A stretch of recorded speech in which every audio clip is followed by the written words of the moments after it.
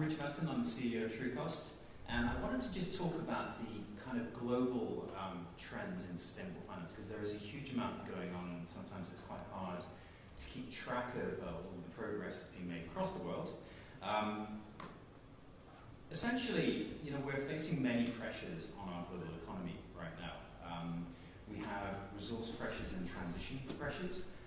So we have a huge commitment in Paris. 195 governments signed up to climate agreements, and yet very few have implemented policies that would align their governments with sustainable outcomes, forget about climate outcomes.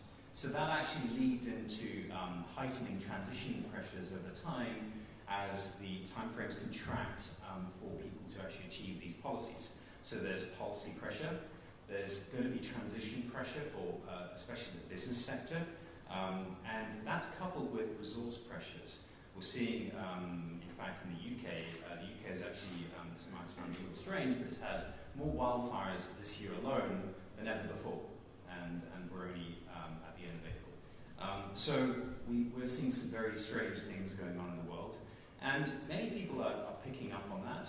You see changes in the insurance sector, for example, that are quite radical right now. There's also supply and demand issues. We are probably quite ill prepared to meet an exploding population growth in various different parts of the world. That creates pressures in terms of migration, which leads to policy swings and populism and various other things like that. We have a very significant pollution problem, air pollution, ocean pollution, as we've seen. And we've seen the swiftness of shifts around plastics. And imagine if that kind of shift on plastic policy was replicated on climate policy and many other policies. That would actually be quite disruptive for our global economy. So I think, again, for the business sector, these are things to think about because these shifts are happening very, very quickly, and as popular demand for things to change increases, we're going to see more of that demand from policymakers. We see social pressures as well.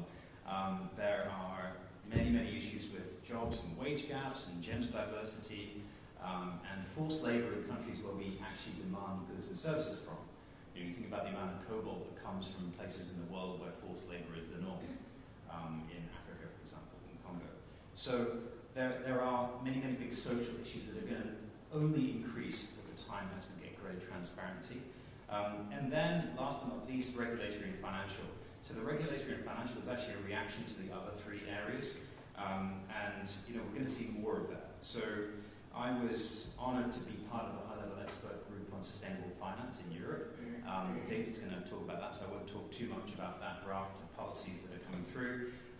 But that's one reaction, if you like, is a raft of policy measures aimed at the financial sector, actually, designed to change the real economy and drive real economy outcomes by aligning all of the owners and custodians of capital with the areas that require capital for sustainable outcomes. And so we're going to see more of that regulatory landscape changing over time. Some will be stable, some will be reactive in reaction to some of these other pressures. So the landscape is evolving very, very quickly, and actually the policy landscape is also evolving pretty quickly. If you look in China, right now in China, if you wanted to get a loan and you could prove that your loan is dark green, you will get a 60 basis point reduction in your loan. So the cost of lending is, on a 5% loan is about 15% less. So actually, that's quite significant. That's a significant benefit for driving a green transition through your business activities. There's going to be significant opportunities coming out of that. On the flip side, there was a report issued a couple of weeks ago by 34 central banks, the World Bank, the IFC, the OECD, and various others, including the Irish Central Bank. And they concluded that climate-related risks are a source of financial risks. It is therefore within the mandates of central banks and supervisors to ensure the financial system is resilient to these risks. And also that there is a strong risk that climate-related financial risks are not fully reflected in asset valuations. And that's a subtle but very important point. That's essentially the central bank saying that the asset valuations of today are overvalued. So we have an asset bubble. Now, if we have an asset bubble, what do we do about that asset bubble? We just have to think back to 2008, what asset bubbles can create, and so therefore policy measures can be quite severe. So these could be a changing in the nature of capital weights provided by central banks to asset managers and banks, for example, to provide an inherent either preference for activities that are invested in or lent to that are green, or an inherent penalty for activities that are brown, essentially. So we could see, that's quite subtle, but we could see some quite major swings, because a change in a capital preference that could give you a 15% advantage either way is large. That's 15% extra profit straight away. I think we'll see some quite significant swings in how capital is allocated in the future should the central banks follow through on their recommendation report. And that's 34 central banks, pretty much every major developed economy bar the US. I just wanted to talk about the US just very briefly. Against that, we have seen also some changes in US policy in the opposite direction. So there's like a kind of accelerating and going forward very fast on the motorway, and someone who's reversing from a climate policy perspective. So we're going to see some quite significant difficulties actually for companies that are adapting to this quite radical policy landscape over time and trying to figure out how to deal with that. So I just want to touch very briefly on the finance sector in particular. So having said what I've just said, you'd imagine that every actor in the finance sector would actually be completely engaged on this topic. A lot of them are getting more engaged, but let's not kid ourselves. The actual integration of good data sets and good analytics into the core of investment decision making and other financial services activities is minimal. This is a study by State Street. They do this annual survey on ESG trends around this time every year. And last year, these are the results from last year, so they found that 80% of institutional investors have an ESG component as part of their investment strategies. So that sounds fantastic. And at the moment, those that are saying that is well in excess of $30 trillion of assets under management. But only 27% fully integrate ESG criteria into their long-term decision making. So there's a big disparity actually between those two comments. And so when you actually look at trying to get into what is causing that disparity, what is the challenge and what is the blockers, and this is something I spent a year and a half working with other colleagues in the high-level expert group of sustainable finance in Brussels on. There's inherent blockers in the financial system that create that change. It's not just a lack of will, there's a lack of data, there's a lack of transparency, and there are actually some policy blockers in place today. So, again, David will talk about how those blockers are being unblocked in the context of Europe, but we can see there are quite a long way to go.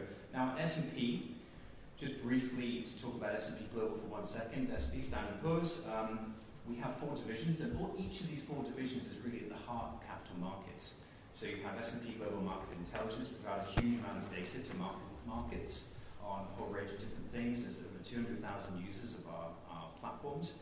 You have S&P Global Ratings, that's the world's largest rating agency.